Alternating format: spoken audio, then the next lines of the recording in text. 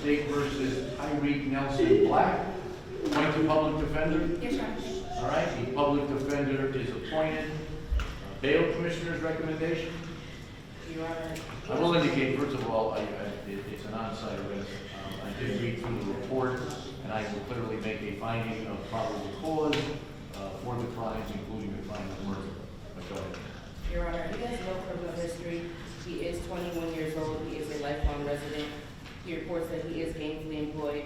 He does report substance abuse and mental health issues. I do understand that he has no record. However, due to the nature of allegations, we will be recommending $1 million. How much? $1 million. Thank you. State? Your Honor, in this incident, the defendant is charged with murder. The defendant called police, said that he had stabbed the victim.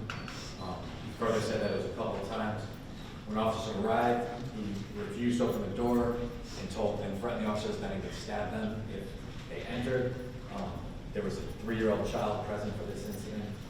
The defendant fought with officers, and the victim suffered 9 deep puncture wounds.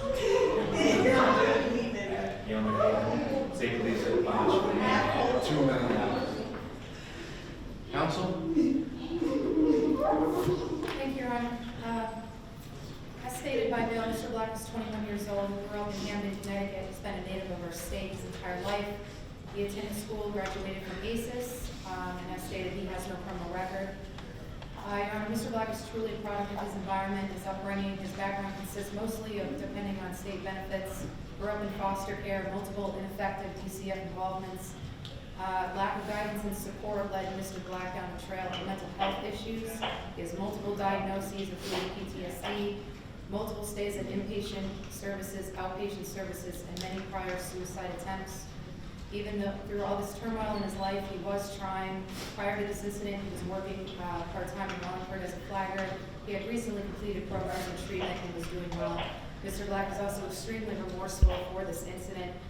We ask that you take that into consideration when setting the bond for Mr. Black. Well, he is 21 years of age. I guess he does not have any previous record, is that correct? No, Your Honor. I mean, obviously, I read through the report. It is, I know he's emotional right now, but it's a very disturbing report to read when people are calling the police indicating someone is screaming and asking or requesting help, and then he called actually the police and indicated, quote, "I just stabbed my bitch," close quote.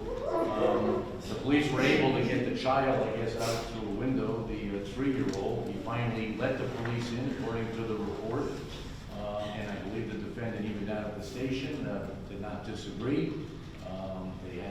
She was calling the police because he had made an oral threat. And as a result of her attempting to call the police is when he admits that he took out a knife and he did stab her.